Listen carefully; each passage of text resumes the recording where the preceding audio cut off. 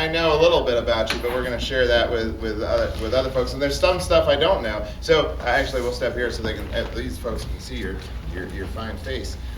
Where did you grow up, Ned? I don't know. Greensboro. Oh, wow. Okay. And who raised you? Like, what was home life? Neighbors. The neighbors? They're my parents. Your parents. What are your parents' names? Sue and Ed. Sue and Ed. What's Sue like? If you could describe her, like, I mean, not physically because we can't morph. But She like, was a high school English teacher. a high school English teacher. And what was Ed like? He was a real estate. And he was Developer. a real estate developer. And when you were a kid, what did you want to, like, what did you do when you were a kid? Like, what was your favorite thing to Playing baseball. Playing baseball. Did you want to be a baseball player when you grew up? No. No. What did you want to be when you were little? You played baseball. What did you want to be? I wanted to be an astronaut. Really cool. And did you ever try to become an astronaut, or that was just a? I was an astronaut. Were you really? Yes. For real? No. Ah, see. It was going to be such an interesting path to teaching. All right, so you didn't become an astronaut, but you did become a teacher. I know that because you taught my daughter. So where did you teach? At Florence Elementary. At Florence Elementary. And what did you teach? Math and science. Math and science. And who was your favorite student of all time? that was Genevieve Lesser. Right. Distant relation to George Washington. All right. So besides your love of, because you were passionate about teaching, besides that, what do you like to do outside of teaching? Clowning. Clowning. Fantastic. And what does that mean to you? That means organizing a clown club. Joey is part of that. It's nice. Flacco and the Clownettes. Flacco and the Clownettes. Because they're small. They're small clowns. All right, excellent. And if you weren't a teacher and you weren't clowning, what do you think you would have been besides an astronaut too? What else would be the job for you?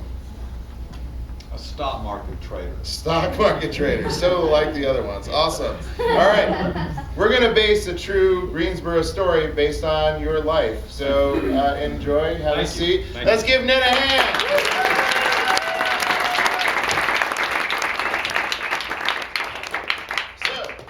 What's going to happen? You may have, you may be of the age that you remember a show called True Hollywood Stories, and we'd see somebody's meteoric rise to celebrityhoodom, and then it doesn't always go that well, and then they end up all right. That's what's going to happen. We're going to do a true Hollywood story, except it's Greensboro. So a true Greensboro story based off of Ned's life, and that's what you're going to see. So with that, you can see there's going to be a whole mess of us playing.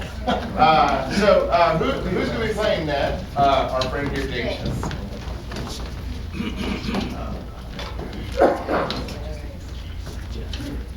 Tonight on True Greensboro Stories, we're going to follow the life of Ned.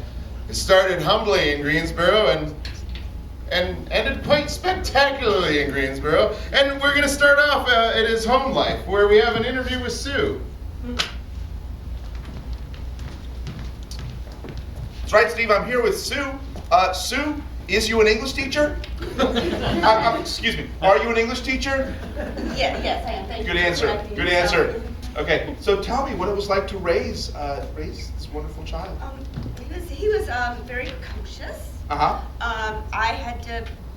was really good at math and science.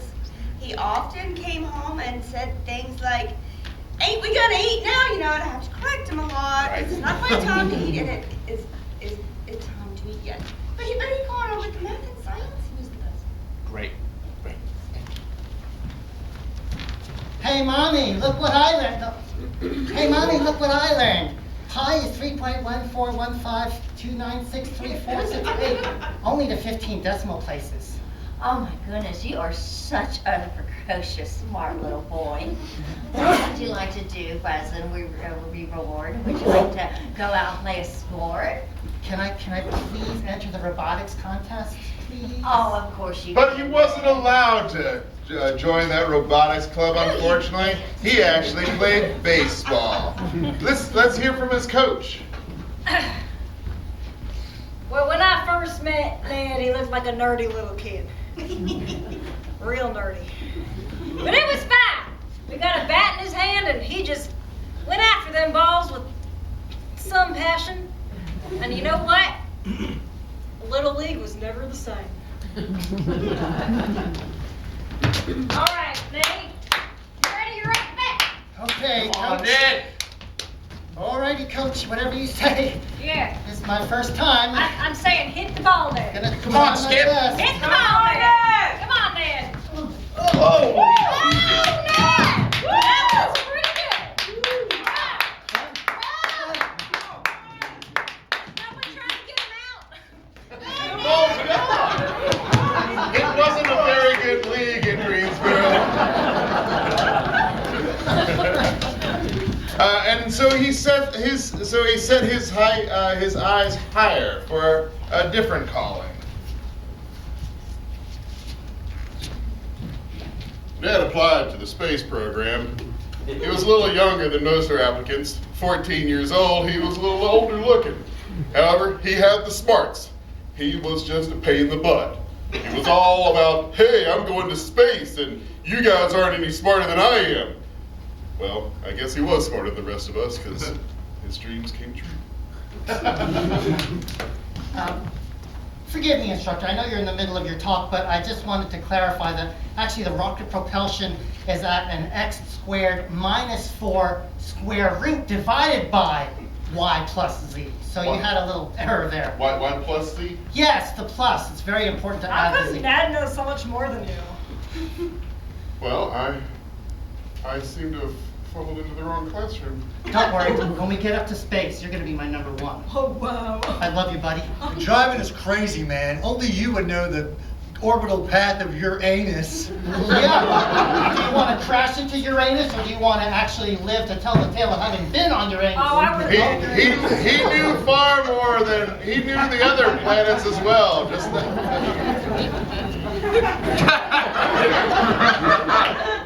But up in space, he had an epiphany, and he found his truest of callings.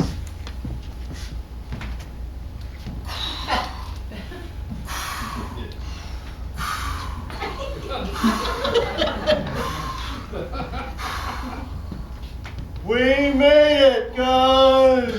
We made it!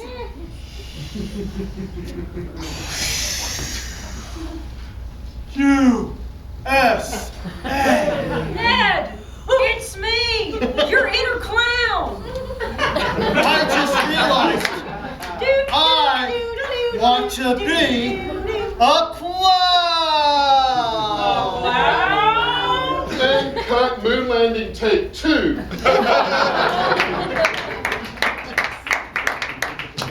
was a fake. And he did find his calling up on the moon. His inner clown was really good at juggling in near zero G. We're going to find out how well he clowned and the young people that he brought under his wing right after this commercial from Ed's Realty. Are you looking for a house? Yes, as a matter of fact, we are. That's why we're here. Yeah. Do you want a big house or a small house? Big house. Well, we have a wide selection of houses. Big kill houses, clown houses, horse houses, all the houses you can buy. I like a horse house. I want an outhouse. We got a giant one of those too, for your big ass. The best realtor in town. Thank you. Now, Ed sure did make his name in the clowning biz, and the name he chose was Flacco. It's an interesting story of how he chose that name. Let's hear from one of his friends. Well, I was watching Duck Soup for like the 47,375th time, and I was gonna model myself after Chico. Because he didn't talk. It was really cool. And everyone laughed.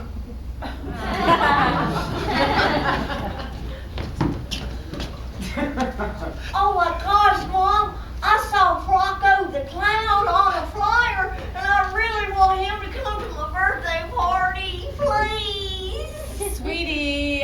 if we have the budget for Flacco. Oh, but Mama, he's the best in the whole wide world, and I really, really want him to come to my birthday party. Please, please, please, please, please. Flacco is here to satisfy your every dream. Don't worry, no charge, honey, no harm, no charge. Oh, and now spinning dishes while I shovel. But nobody's at my Flacco was practically Greensboro famous for his clowning, but it wasn't to be always what he had to do, because turns out clowning didn't pay the bills. He had to make the choice to go into teaching. I don't quite get it, but that's what he did to try to pay the bills.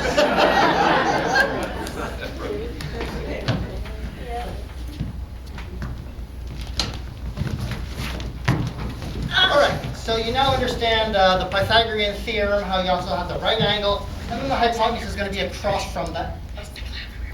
Miss Lesser, question from Miss Lesser. Yeah, what's the Parthenon theorem? The Parthenon theorem. We're going to save that for your history class. We are talking about the Pythagorean theorem. The Pythagorean? I should be in space right now. Oh my God. Isn't that y+4? Maybe I am in space. And soon Ned, aka Flacco, found a happy medium amongst all of that, and we'll find out exactly how he ends up. But after this commercial from the NASDAQ. Do you like watching numbers? Do you love investing your money wisely? Are you obsessed with the letter Q? Apple has a lot of money, Apple has a lot of money, Apple has a lot of money, Apple has a lot of money. And that actually trades on the NASDAQ. But have you heard of Dow? It's a chemical. And we are selling to you. I know so much more about stocks now. Ned found his happy medium by mixing clowning and teaching, and even just his love for looking after kids. It's Flacco and the Clownettes. That's where I was leaning towards. All right, well, teenagers, gather around, gather around, gather around. We all learned the first lesson 2 weeks ago, the second one last week, and now we are on, of course, the third lesson. This is a big one, all right? Third one. Very, very big one. Balance. Hey, Flacco? Yes, sir. Flacco, what did we learn last week? The shoes. Okay. Flacco, I forgot my Anyone horn. answer Where's the for ball? him, please? Flacco, can we be called the Clownos instead of the Clownettes? Oh, I need a nose. gosh. Where's the You know what? When do we get in the car? Let's just focus on the balancing. I love my makeup at home. All right, look. 1 foot up and balance. Arms out, up, and faster. Faster. That's not funny, Flacco. Well, this is what we call an elementary lesson. There are another 8 years of lessons.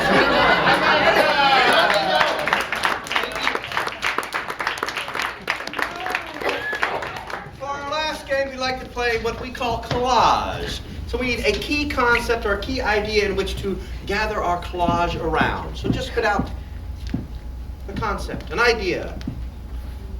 Light bulb. Light bulb. Keep going. Ice cream. Ice cream. Government shutdown. Government shutdown. White House press secretary. Keep going. Wrestling. Prison. Space Force. Space Force. President's son.